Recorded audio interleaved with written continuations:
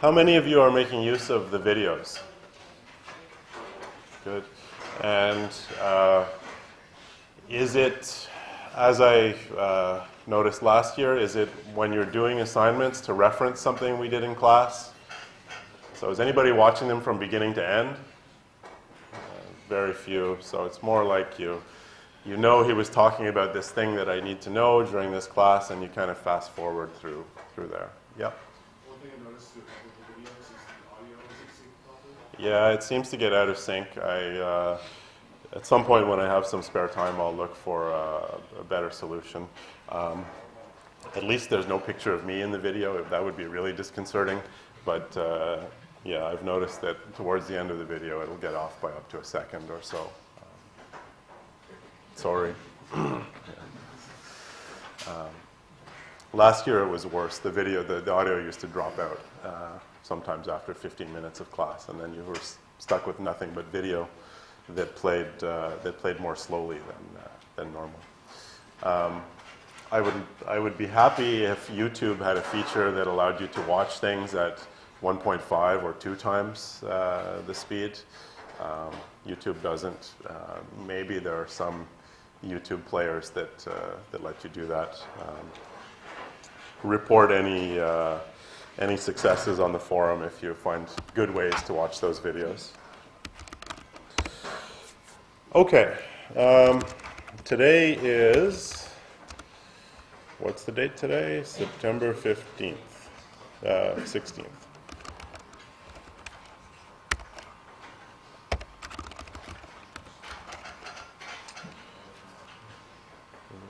That.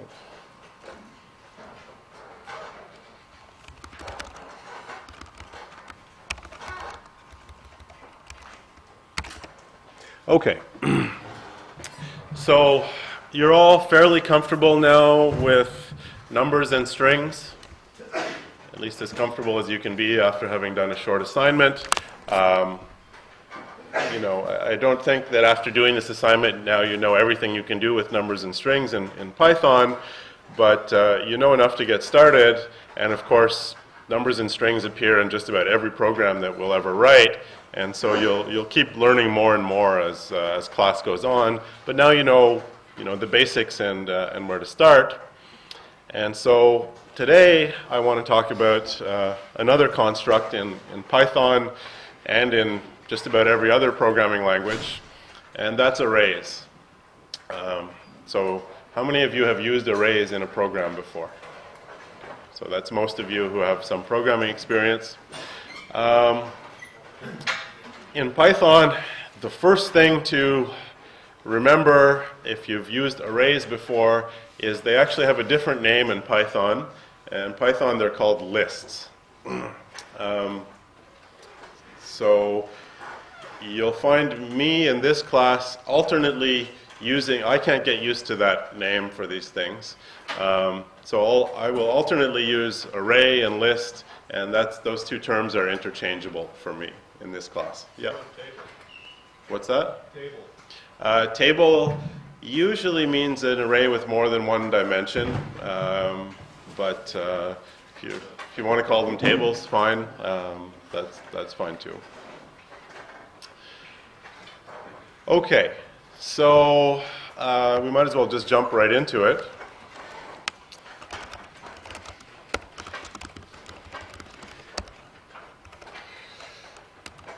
We'll just define an array.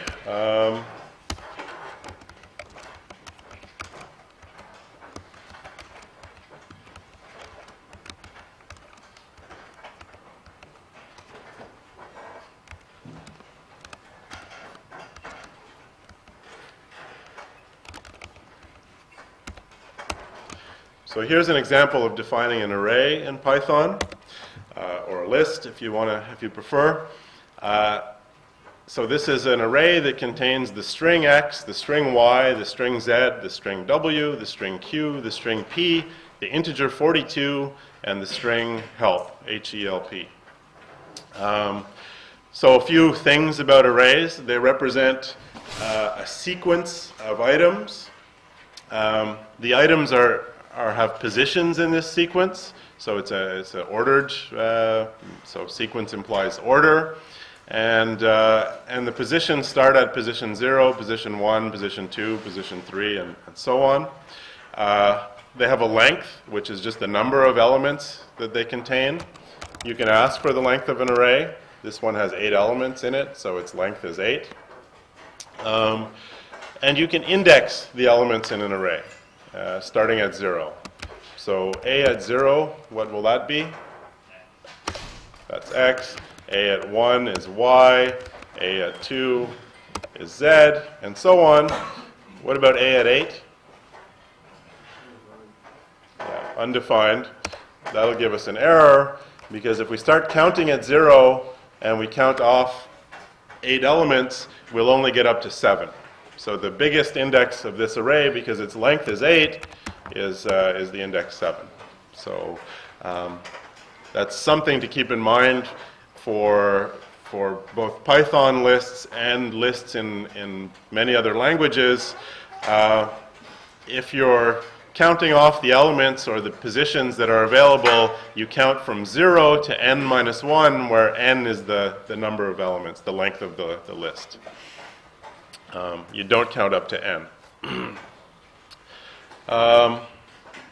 Okay, so there's one way to define an array is, there's many ways to do it, but one is just to specify the elements of the array with commas in between them, and the whole thing wrapped up in square brackets.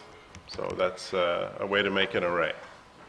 And we've seen that you can index arrays like this. So you can ask for the different elements of an array. And you can also index an array and assign a value to it, like this. So it's the same syntax. You put the name of the array, followed by the square braces and the index that you want to affect, and you just assign a value to that. So you can put that on the left-hand side of an assignment. So now if I show you A, what's it going to look like? What has changed? Yeah. So the final element in the array has just been changed. So instead of saying help, it says me if you can. Okay. Questions about that? Yep. The len a just counts the amount of like whatever is inside of the bracket. It counts the number of elements in there. So it doesn't matter if those things are strings, if those things are integers, if those things are even other arrays. It just counts the number of positions in there. Yeah. So that's what len of a tells you, is the number of things. Doesn't matter if the strings inside are long or short. The length just refers to the number of those strings. One thing to keep in mind is there's nothing extremely special about this indexing notation where I index this way. It's just another kind of operator, so it's a little bit like parentheses. The stuff inside gets grouped together, so in terms of order of precedence, indexing has a fairly high order of precedence. So for example, if I say A at 2 plus 1, that's really the same thing as what? Yeah, so that's the equivalent of A at 3, gives you W. And similarly, so if I say A at 6 plus 2, what's that? 44. So A at 6 is 42, and then I can add 2 to it. So basically you can use an array, and you can index an array and use that inside of an expression, and you can have expressions inside of as part of the index as well. And keeping in mind that Python tries to keep things as uniform as possible, so this indexing thing is just another kind of operator. It's a funny one because it happens. It's what's called a unary operator, so it applies to only one. It only has one well, it sort of has two arguments. One is the index and the other is the array, but the notation is a bit different than things like the addition operator that has two arguments, one on the left and one on the right. And you can see where it lies in terms of order of precedence. So it has a higher order of precedence than addition. That's why this works, whereas, for example, this doesn't work. So 2 plus an array at 6 doesn't make sense, but 2 plus the value in the array at position 6 does make sense. Okay. So there's this simple kind of indexing where you index the array, you can assign a value, or you can get the value. There's also some fancy indexing tricks you can do. So I can ask for A at location 1 up to but not including position 5. So this is called taking a slice of the array, and it gives me the elements with positions 1, 2, 3, and 4, but not including 5. So this notation says, give me everything starting at position 1 included, and up to but not including position 5. Is that clear? So in this slice notation, you can leave out some of these indices. So for example, if I leave out the last index, the 5, that just starts at position 1 and gives me everything right up till the end of the array. And if I leave out the first index, the 1, that starts at the beginning of the array and gives me everything up to position 4. So that's fairly common, where you want the head of the array and then the tail of the array starting at some location. And a sort of nice thing is, well, so you may wonder, why does it give me 1 up to 4 and not 1 up to 5? Well, it just turns out that it's handy to use intervals that are included on one side, inclusive on one side, the left side in this case, and not inclusive on the other side, the right side in this case. Because then when you do something like A up to 5 and A from 5 onwards, that's really a partition of the array into two parts. So the first one contains indices 0 through 4, and the second one contains indices 5 through the end. Okay. And so it's just somehow, it turns out that this ends up being a little bit easier to understand when you're trying to write code that does things like split an array into parts. You just need to specify the points where it splits. In this case, I split it at index 5.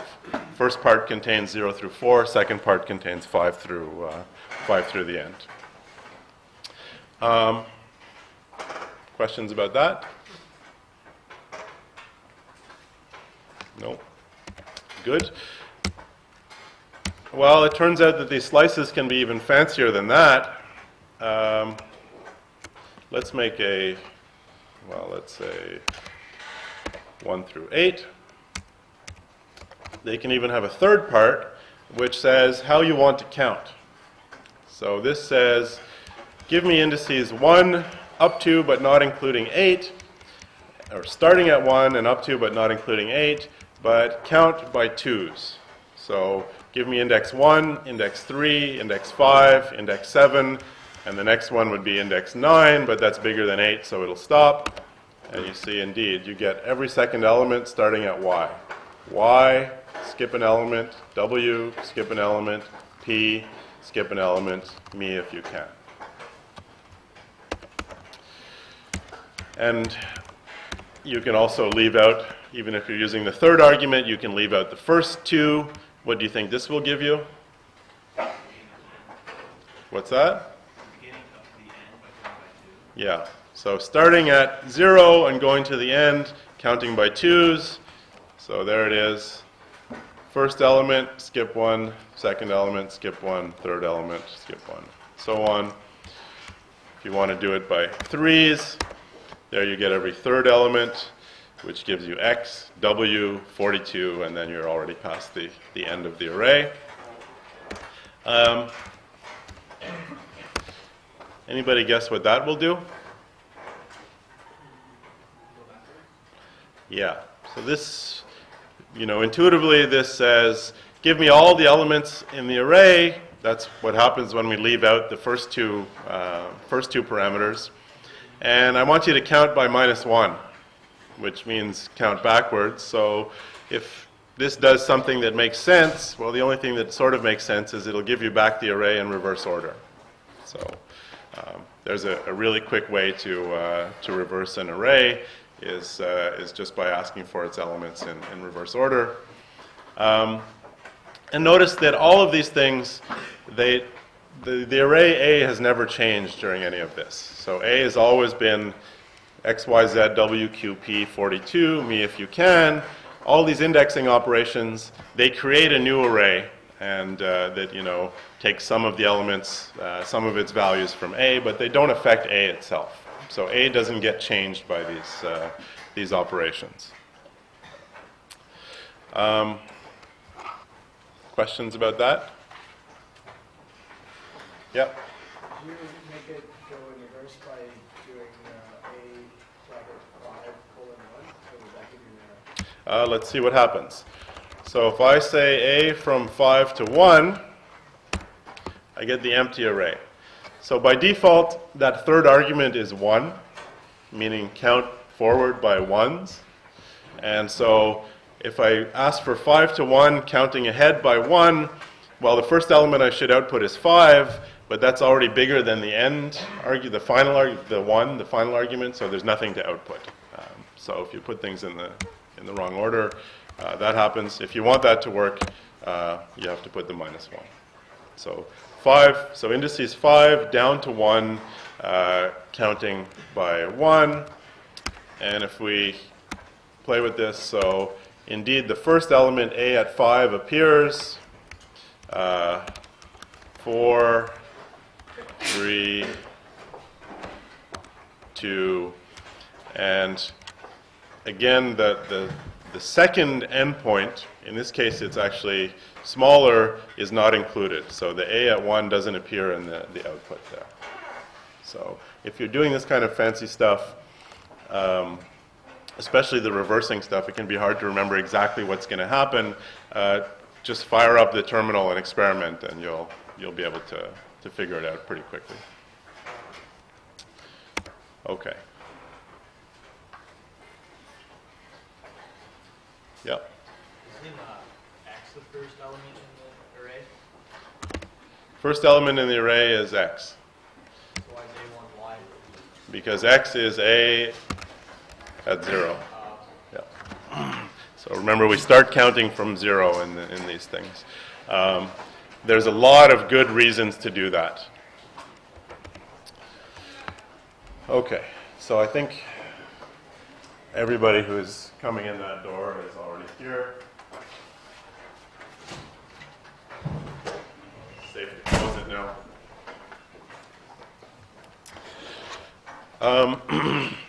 So I'll show you something else that you've already done but didn't know about, and the moral of this little story is strings. Strings are a little bit like arrays, right? What do they have in common with arrays? Yep. They have what? They have elements. So a string is a sequence of characters. It occurs in some specific order, and really that's almost the definition of arrays, except you replace character with element. So an array is a sequence of elements, a string is a sequence of characters, which suggests that strings maybe are just a special kind of arrays. And so let's see if that's true. If I ask for S at position 0, I get T, which is indeed the first character in this string. If I ask for S at positions 0 through 15, I get the first part of this string up to the characters with indices 0 through 14. if I ask for S from 10 to 20, indeed, I get a little piece of the string in the middle. And if I ask for S this way, what do I get? The string reversed. So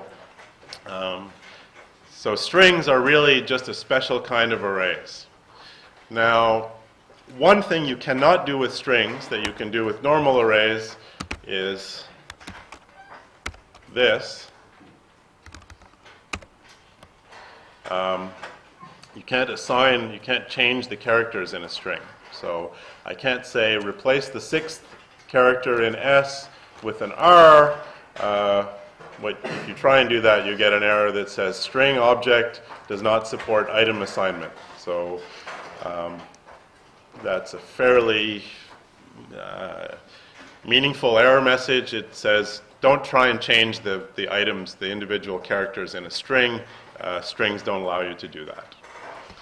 And we'll see there's some good reasons for that in terms of the people who work on programming languages like to give names to everything.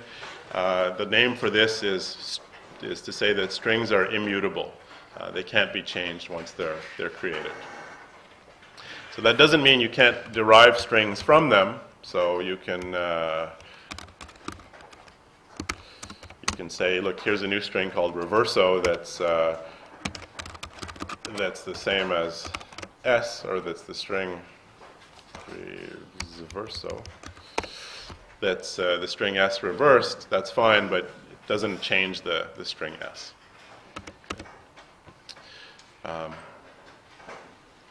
Questions about that? Good. One thing that we'll do frequently, and what you may do, may or may not do frequently, is taking strings and turning them into arrays of strings. So for example, we have this string S, and I can ask for S to be split, and I give it an argument that says where I would like to split S. In this case, I would like to split S at the spaces. And that gives me an array where S is split up into its individual words. So all the spaces get removed, and then the words between the spaces get put into an array. So let's see. So there's an array of strings that I got by splitting a single string. We'll use that a little bit later. So we know we can make arrays by typing their elements in individually. We also know we can make an array by splitting a string. Another really common way to make an array in Python is to use the range function. So the range function, there's a few ways to use it. The simplest is to give it one argument, and it gives you back an array. That argument is an integer, and it gives you back an array containing the elements 0, 1, 2, 3, 4, 5, up to that integer, but not including that integer. So range of 8 gives me the integers 0 through 7. And the reason that this is useful is this range. Why would you want these things? Well, these are exactly the indices that are available in an array whose length is 8. So this is an array of length 8, but it's also the set of indices that I could use on this other array A whose length is 8. So I could ask for A at 0, A at 1, A at 2, A at 3, 4, 5, 6, and 7, and so on. That's exactly the legal indices to use on A. There's other ways to use range, which are still useful, but not always used. So you can use range by specifying two arguments, the starting index and the starting element, and the final element, not inclusive. So if I ask for range 1, 8, I get the numbers 1 through 7. So notice this didn't start at 0 now, it started at this index 1 that I specified, and then it counted up to 8, not including 8. And you can also specify a third argument. Anybody guess what that third argument will do? Yeah, it'll tell it how to count, what to add between consecutive elements. So in this case, count by 2s. So count from 1 up to 8 by 2s gives 1, 3, 5, 7. Count from 1 to 15 by 3s gives 1, 4, 7, 10, 13, and so on. And of course, you can turn this around. Count from 15 to 1 by minus 3s. We'll start at 15 and count backwards down to 3 in this case, because the next thing in this sequence is 0, which is smaller than 1. Okay. So this range function and slicing arrays, they have more or less the same format. You can specify a single index, you can specify a pair of indices, or you can specify a pair of indices and a skip parameter, and work that way. Okay. So what is the most common operation that computers do on arrays? So why? Yeah. What's that? Copying is one operation that is part of, let's say, a whole class of operations that you do on arrays. So how would you copy an array? Yeah. Yeah. So the way you copy an array is, well, usually you make a second array that you're going to copy to, and then you go through the elements one at a time, and you say, A at 0, I'll assign that to this second array at position 0, and A at 1, I'll assign that to the second array at position 1, and so on. And so really, the most common thing computers do with arrays is to iterate over them, going through the elements, position 0, position 1, position 2, position 3, and so on. And most of the things you can think of doing with arrays, basically, they all involve iteration in this way. So you want to print the contents of an array. How do you do that?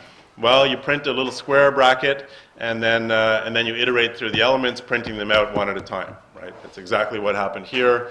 It had to printed a square bracket, then it printed the 0th element, the first element, the second element, the third element, and so on.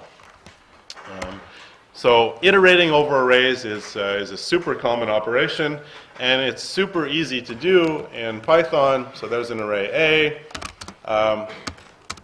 There's a for loop construct in Python where you just say, for every element x, so we'll call those elements x one at a time in A, do something. You put a colon at the end, and then you say what it is you want to do.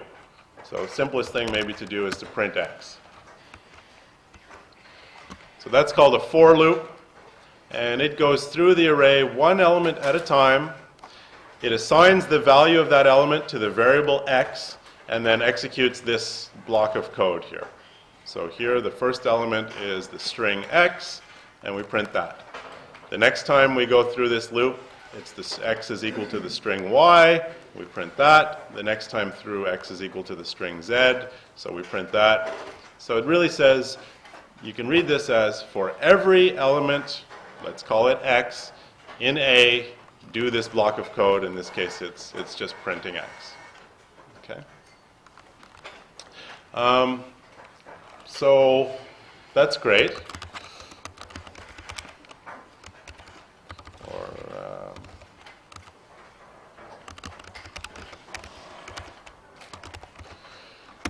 So let's say we have an array, and we would like to use a for loop to add up all the elements in A.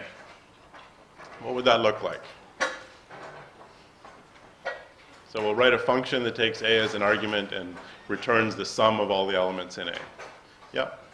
You were, no.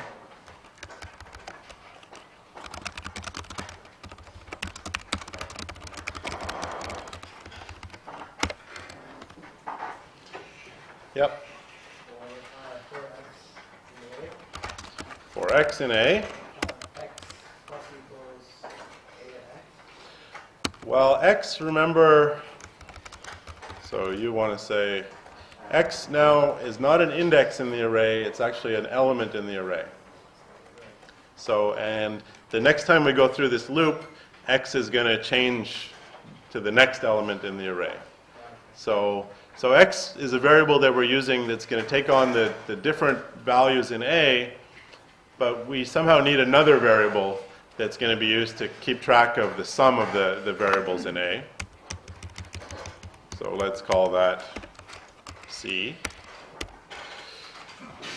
And so now each time we encounter a new variable in a, or a new element of a, what should we do with this c? It's called an accumulator. Yep. Should add the x onto the c so that the c kind of accumulates the value Yeah. of all of them. So we'll say c equals c plus x, and then once we're done, we return c. So is that clear to people why this works? So for whom is this extremely clear? Okay. So who then would like to ask me a question? Yes? That's coming. First, I'll show you the hard way, and then I'll show you the easy way. So here is, here's a piece of code that will add up all the elements in A. We should test it. Let's say A equals range 10. So that's A. And now add it up. 45. Is that the right answer? Yes, it is. You can check that if you want to make check on a smaller case. Is that the right answer? 0 plus 1 plus 2 is indeed 3. Right, so the way this works is we start with this counter c. It starts out at 0, and then it goes through each element in the array, and it adds that element to c. At the end of this process, well, c is now the sum of all the elements in the array. Okay.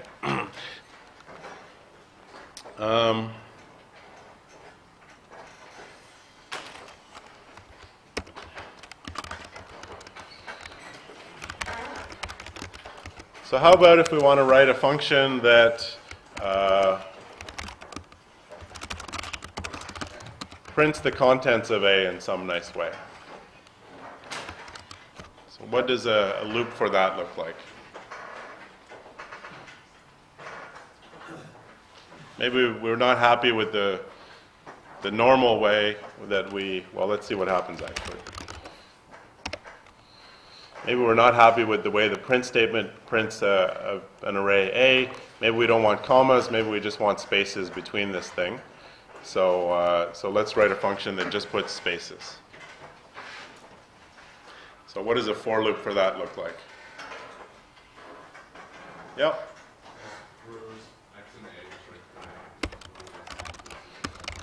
For x in A, print A like that. That's print x like that. Okay. So let's see what that does for us.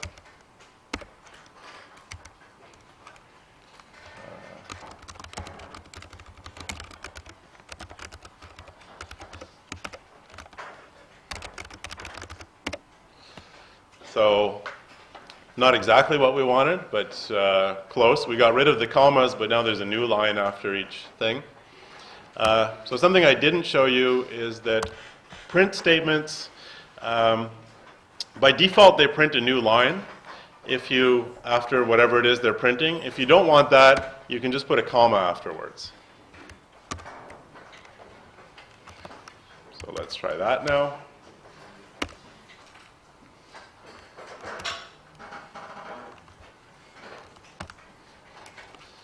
So that does what we want, right? Yep. Good. So there's another way to, a different way to print arrays, if maybe that's more convenient for you. All right. How about the following?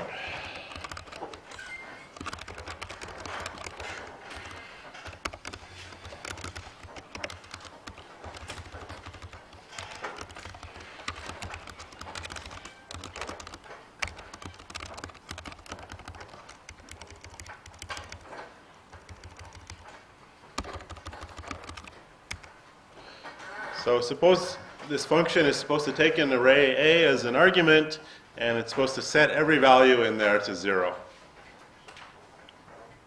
How would we do that?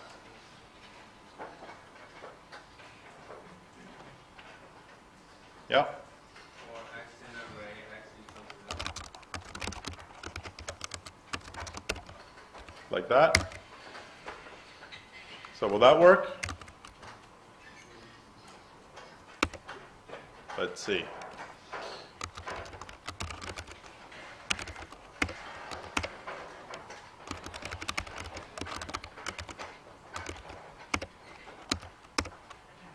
So that didn't seem to change A at all.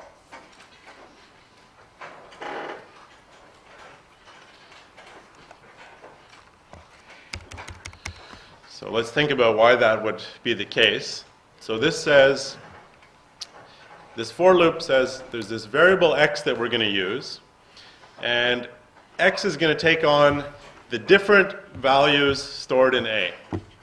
So this is like saying, well, we can try and simulate this and say, b is equal to 50, and now say x is equal to b, and now x is equal to 0. That's basically what we're doing here. So what's the value of b now? Still 50. So changing x didn't change b. The same way that if we say x is equal to a at 3, there's x. We set x equal to 0. Well, what's a at 3 now? Unchanged. So that's not really what we want. What we really want to do here is not change the value of x, but somehow change the entries in A. Yep? Could you do a and then square bracket x? But it would only work for the situation where the range would be after. So you might try this. So for a at x, I'll set that to 0. Now let's work through this and see what would happen. So let's say that's my array A. Yeah. So then the first thing would be A at 3. First time through the loop, it would say A at 3 equals 0, right? Because x is 3 for the first value in the array. And then the second time through, x takes on the value 4. And then x takes on the value 5. So let's take a look at A now. So we've got that, and then finally x will take on the value 6. So far so good. And here's where we run into problems. X takes on the value 7, and we get an error. Yep? If we did the same thing but with a counter. Well, so what is it we want? What values do we want x to take on here? And actually, let's change this variable name from x to I. Maybe that'll That'll just help us remember what we want this to do. Yep. So we want I to take on the values 0, 1, 2, 3, 4, 5, up to the length of the array minus 1. So have we seen a way to get those values? Is there a function or something that will give us the values 0, 1, 2, 3 up to, yep? I in range, length of Yeah. Right? So if this is A, this is the length of A, 7. So A can have indices 0 through 6. And that's exactly what range does, is it gives us the indices, 0 through 6 if you give it the argument 7. So now we actually don't iterate, it's not the elements of A we're iterating over, it's the indices of A. And now this makes perfect sense. Now we'll set A at 0 equal to 0, A at 1 equal to 0, A at 2 equal to 0, and so on, all the way up to A at, in this case, A at 6. So let's test that.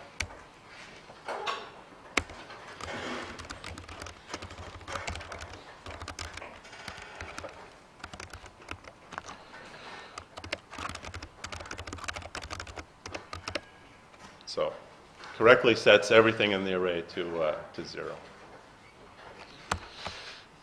Okay. Questions about that?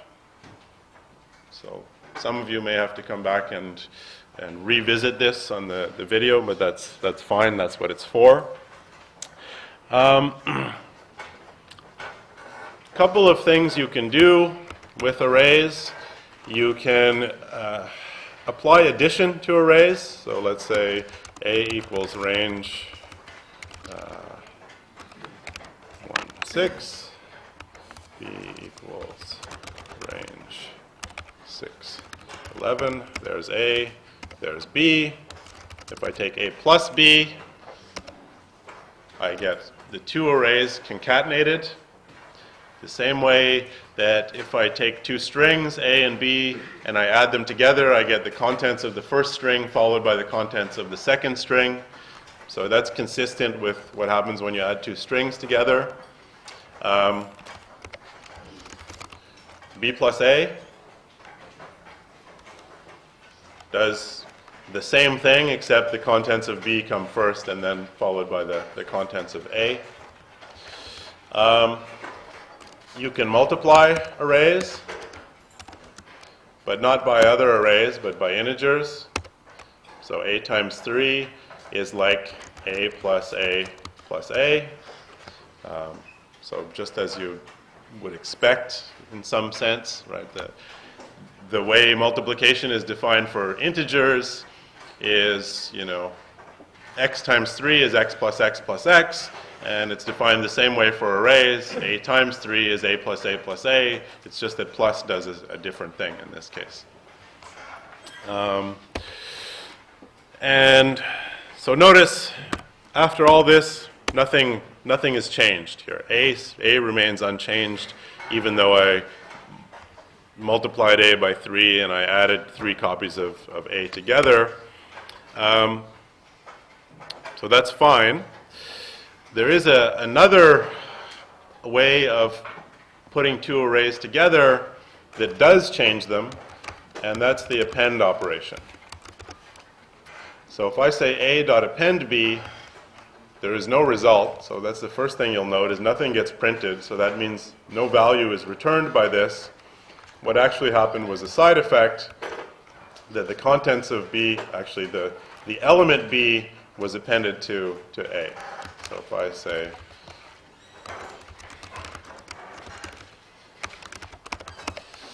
A dot append 42, then the last element, the element 42 gets appended to A. Okay? And notice that's very different than A plus 42.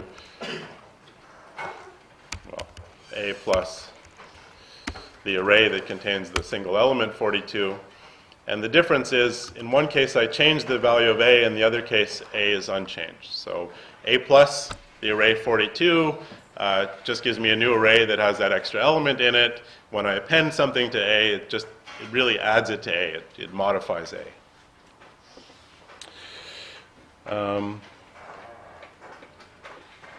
Okay. So, couple of things I want to look at. I guess probably most important are what are called comprehensions. So for some reason in Python there's this construct called a list comprehension or an array comprehension that allows you to derive one array from another. So for example, let's say I have this array A and it contains these values, but what I would really like is an array that contains those values, each one multiplied by 2. So there's a really simple way to get that in Python, and that's to say x times 2 for x in A. So use this square bracket. This says I'm specifying an array or a list, and what do I want in this array? I want the value x times 2 for every value of x that's contained in A. So it's like doing a loop and creating an array all in one, and there you go. That gives you a new array which contains the same elements in A, but each one has been multiplied by 2. Is that clear? Yep. Can we put print statements in the very beginning of that as well? Print statements? Yeah, so like, just print X. We can try, but it's not gonna do what you think. I don't think this is gonna do what you're expecting. So there's one problem. It doesn't work. So what it really wants here is an expression that it's going to use to fill it out.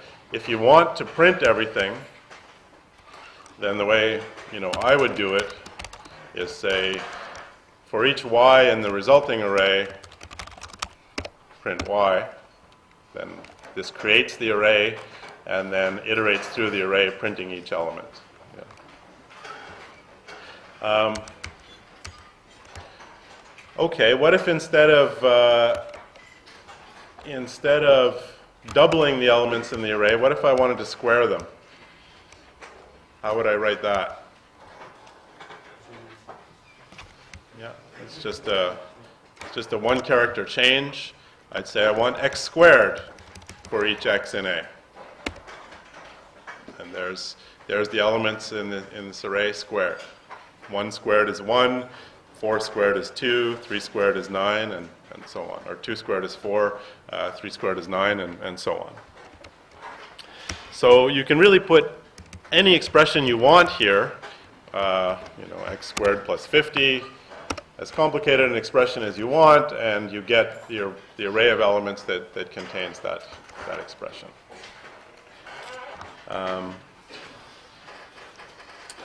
Okay. And you can actually do something even fancier with this. So let's go back to our simple one. So if I say x for x in A, what do I get? Yeah, I just get a copy of A, right? It evaluates this expression x for every x in A, so it just sets x equals 1, x equals 2, x equals 3, and so on. You just get a copy of A.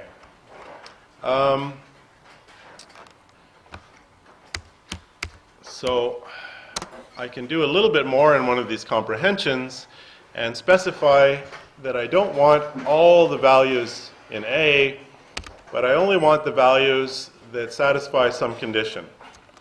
So for example, I want x for x in A, but only if x, let's say, mod 2 equals 0.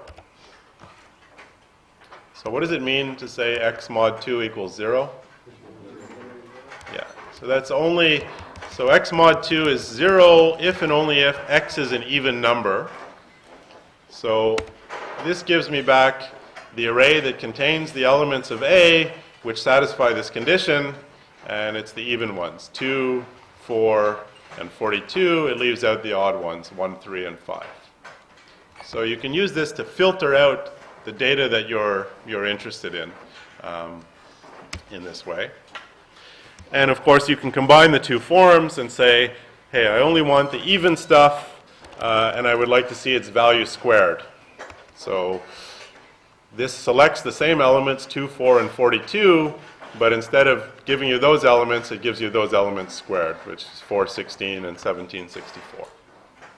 Okay. So you'll probably, again, have to come back and review this when it's time to use it on the assignment, but there it is. So you can derive one array from another, and you can change the values by changing this expression here, and you can select a subset of the values by putting this clause at the end that says, only give me the values if they satisfy this condition.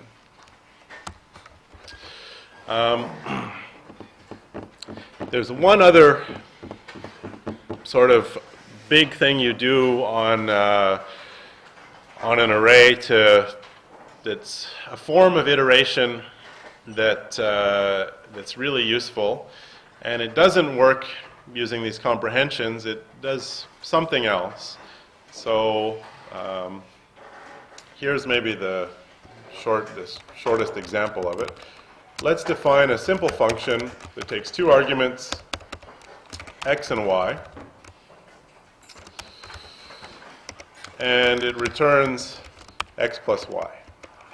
Okay, so sum of 5 and 6 is 11, sum of 2 and 2 is 4. And now remember, I've got this array A here, which is 1 to 5, followed by a 42. And there's a thing you can do on arrays called reducing an array. And it takes two arguments. It takes the argument, which is a function that takes two arguments, and the array itself. So best to just do an example.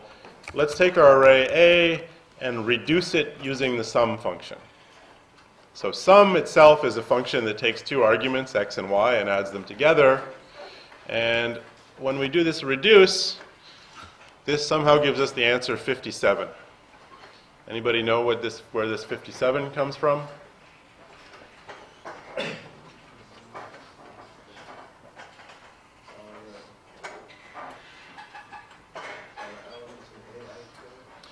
$57 is what you get when you add up 1 plus 2 plus 3 plus 4 plus 5 plus 42.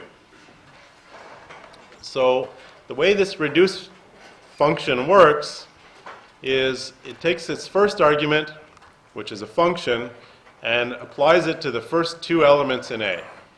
So it adds up 1 and 2 and gets the answer 3, and then takes that answer and calls that function again with the next element in A. So now it takes 3 plus 3 and gets 6.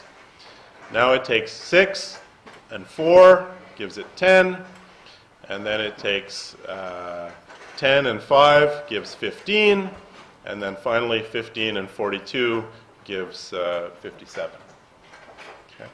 So, all right. So that's somehow a long-winded way to add up all the elements in an array, as you define a function that can add two elements together, and then you use the reduce on A. What if I wanted to, for example, multiply all the elements instead of adding them? Yep. Yeah. So let's just make a new function called product of x and y, which returns x times y. And now I can reduce using the product function. So I guess that 1 times 2 times 3 times 4 times 5 times 42, that is equal to 5,040. Yep. So it deletes all the other elements. It doesn't touch A. It doesn't delete anything from A. It basically does what we did here. So if you look at our function added up, it worked by going through the elements one array at a time, one element at a time. The first thing it does is it applies the function on the first two elements to get some value. That'll be the initial value of C. And then after that, it just takes the current value of C and the next element in the array and applies the function on those. So in this function, we were using plus. That's somehow our function that takes two arguments, C and X. But then we used the product function, which multiplies the two elements. So that was C times X. And you can use anything you want here. So for example, if the array A is, let's say X equals,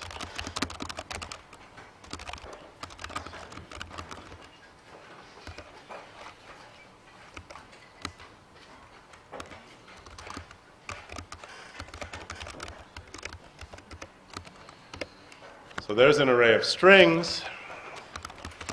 So what happens if I reduce that array using the sum function? Yep. Will it create just one long string? Yeah. So it's going to add together the first two elements, which is the string this and the string is. And when you add two strings together, you get another string, right? Then it's going to add that to A. It's going to add A to that, the string A. And then it's going to add the string to that, and then it's going to add the string with to that, and the string A to that, and so on. So what you get is actually all of those strings added together. Okay? So there you go. That's a way to add all of the strings together. And so I guess is there a question about that?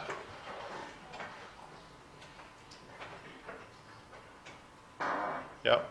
Could you use this for the added up thing? Yes, that's certainly a better way to do added up. We can rewrite that now to say, I'll actually show you a trick. So we want to reduce A using the function that takes two arguments and adds them together. So we could define a function called, sum2 or whatever, or define some function that does that. But the only reason we would be defining that is to use it here as an argument to reduce. And that's a really common problem, is that when you have this reduce operation, which itself takes a function as an argument, you end up writing functions whose only purpose is to act as the argument to this thing, and they're really simple functions. So there's a shorthand way to define a function without even giving it a name. And it looks like this.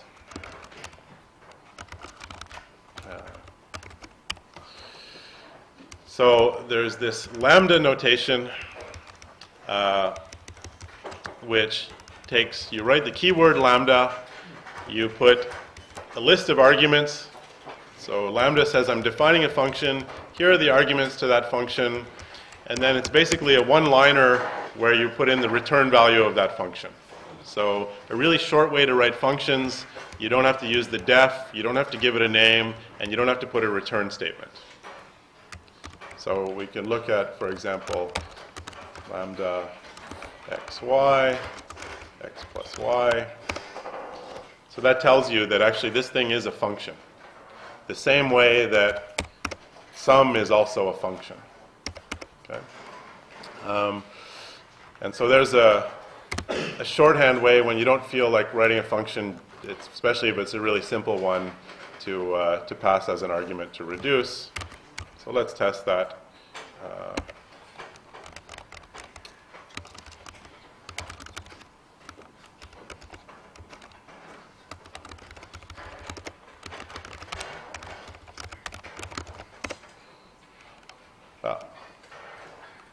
Anybody see the problem?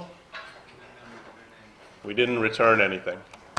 So we computed the value we wanted to return, but we forgot to return it. And so, well, there's a problem. So we put in the return statement.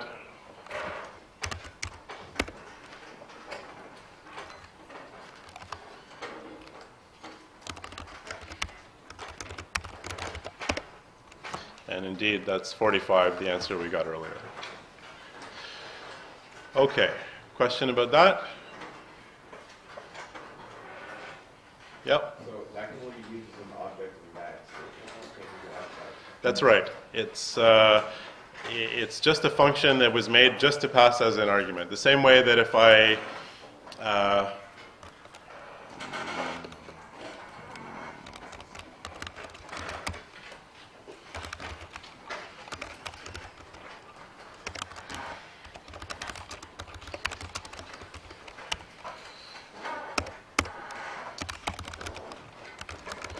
so there's a function that adds two numbers together. I call it with these two numbers.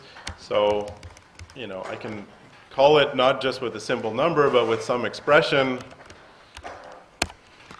And it's a similar idea. This expression is computed just to pass in as an argument to this function. The value of that expression, I don't have access to anywhere else. If I wanted access to it somewhere else, I would have assigned it to a variable. And the same way that, if there were other places I wanted to use this function, then it would have made more sense just to define it as a function outside. Okay, so now we've learned a few tricks.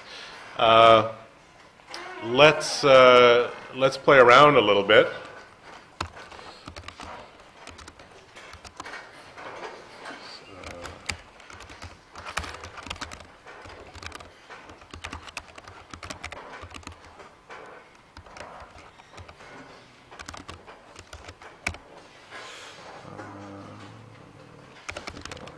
Lower. See if that works. Okay. So on my hard drive in the folder user share dict, there's a file called words. This file is used by a lot of dictionaries that are used by word processors. So it's really a list of English words. We can look at this file.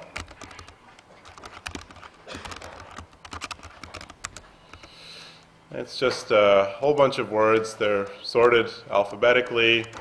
And many of the, let's say, text editors and or word processors on this system, they use this file to implement spell checking, for example. So there's 99,000 words in here, so already there's lots of, it takes a while to get just to the B's. And actually these are the uppercase ones. It takes a while to go through the whole alphabet, and I think to get into the lowercase ones. So it's a big file. So what did we do here? Very quickly, we opened the file, we read it. So opening a file and reading it gives you a big string that contains everything in the file. We converted that string to lowercase, and then we split it using the default split mechanism, which is just to split it up into words. So if we look at what's in this array, well, I don't want to do this. I don't want to hit enter right now because I'll get a list of 99,000 strings. I don't really feel looking at that. But if we want to look at a short piece of it, well, how do we do that? Yep. Yeah, so let's look at maybe the first 49 or so of these things. Or that would be 0 through 50, or just leave out the 0. So there's the first 50 words in there. If you're curious about what happens later, we could look at, 40,000 up to 40,000 40,050. So there we're into the lowercase e's. So lots and lots of words in there. Okay.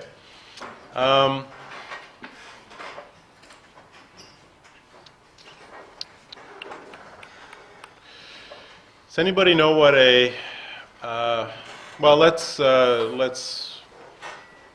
play around with something. Let's look for all of the words that start with the string ZOO. Maybe there's not too many of those. So I want to extract from here all of the words that start with ZOO. So I want another list of words that is only a subset of the current list. So what's the mechanism that we used for extracting subsets? What's that? Yeah, and in particular in a comprehension, right? So we want something like, I want every word W for W in words, but only if W starts with ZOO. That look right? This has the form that we were using before. You say, I want any word W that is in this list of words, but only if it starts with ZOO. And if you look up the documentation for strings, one of the things you can do with one of the methods for strings is this starts with. And indeed, there are all the words in there that start with ZOO. Okay. What if I wanted, well, let's say I'm trying to write a poem, and I'm looking for all of the words that rhyme with orange. Well, there is no method rhymes with for strings, but if there's a starts with, there's probably an ends with. And I don't know, maybe the things that rhyme with orange end with A-N-G-E. We can hope, right? So let's try that. So we get Lagrange, orange, arrange, blancmange, blancmange, change, derange, disarrange, estrange, exchange, flange, grange. So unfortunately, nothing that rhymes with orange, except orange itself. But, you know, it was worth a try. And now you can be convinced that there is no word that rhymes with orange. But, you know, if you wanted words that rhyme with black, then indeed you can find a lot of them this way. Okay. Does anybody know what a palindrome is? Yeah. I just had a question. W for W in words, what did that stand Well, if I just said W for W in words, what's that?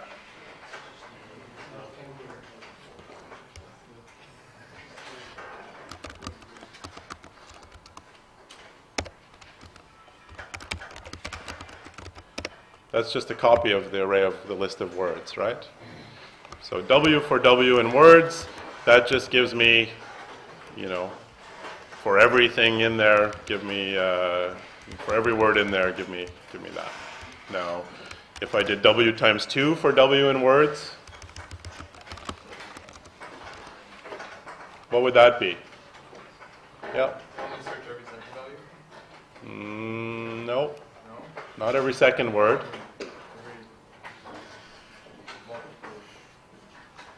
Yep. Yeah. So let's look at words 2, the first maybe 50 of those, and words 2. And it's everything that's, we can compare that to, maybe let's not do 50, let's look at the first 5. We can compare that to words, and it's every string that's in words multiplied by 2, which is doubling it, basically repeating it twice, right? So words has an A as its first element, this has AA. This has A apostrophe S as its first element, this has A apostrophe S, and so on. So this is exactly the same thing that we did with an array of integers, where we multiplied each integer by 2 and returned an array containing those. Okay. So back to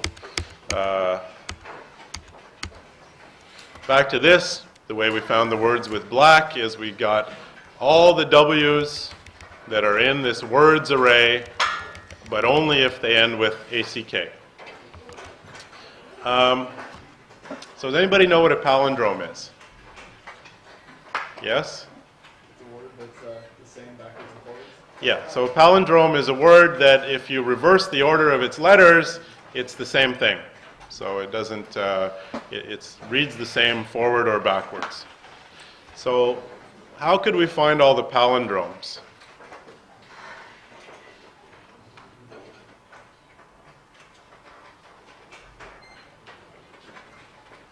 Yep. Did you use the start with and end with together? No, easier than that. So what is it, if I say it reads the same forward and backwards, what does that mean for a string to be the same forward and backwards? Yep. First half and the second half. It means the first half is equal to the second half, or, yep. Reverse the strings. Yeah. So a word is a palindrome, a word W is a palindrome if it's equal to itself reversed, right? So that's the definition, is if you reverse it, that's what this is. Remember, we saw how to reverse a string or an array using this funny notation. Well, if you reverse it and you get the same thing, then it's a palindrome. And indeed, there we get all of the palindromes from this file. Anna, Eve, Malayalam, deified, refer, peep, poop, pop, pip, noon, none, sagas, seas, sexes, tenet. So lots of palindromes in there. And okay, that's good. How about, does anybody know what an anonym is? So it also has something to do with reversing. So an anonym is a word that if you reverse it, you also get a word. So it's not the same word, so it's not necessarily a palindrome, although palindromes are anonyms.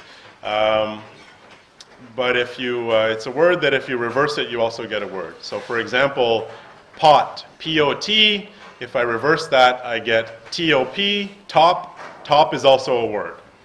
So pot is an anonym, so is top. They're an anonym pair. So we would like to find all the anonyms in this file.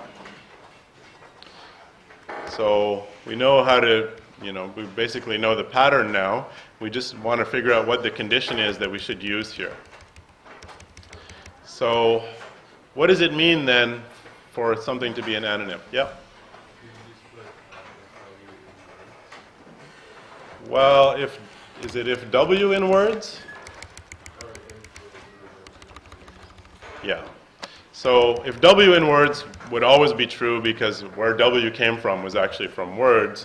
But what I'm really more curious about is if the reverse of W is in words. So is this going to work? So who thinks this is going to work? Okay, who thinks this isn't going to work? So like 90% of you have no idea. Okay, good. So the answer is, yes, it is going to work, but it's going to take a long time. So it's working right now. Why is this taking so long? There's 99,000 words in this dictionary. So if we think about what's happening here, this is going through and for 99,000 different choices of W, it's checking, it's reversing that word. So 99,000 is not a big number for a computer. It's reversing that word, and now it's going through the entire list again, looking for the reverse of that word. And so that means it's really doing something like 99,000 times 99,000 tests, right? For each word, for each of 99,000 words, it's looking through another list of 99,000 words, and that's why it's taking so long. So yes, this is working, and it will give us a list of all the antonyms, but it's going to take too long, so I'm going to stop it. And I'll use a trick that we will learn about in a couple of lectures, just to make this faster. So this makes it complete instantly. Basically, all I did was use a different data structure, and we see there's actually a lot of antonyms. So eros is an anonym with sore. Evian is an anonym with naive. Noel is an anonym with Leon. Spam is an anonym with maps. Of course, all of the palindromes are in there as well because they're anonyms with themselves. Cam is an anonym with Mac. Denim with mind, and so on. And so one thing you might want to do, we'll just very quickly do it, and W is less than W -1. You can shorten this list so that you don't get everything twice by adding an extra condition. So there you go. There's the list of antonyms in this dictionary. So that's it for today. Please start on assignment 2 as soon as possible.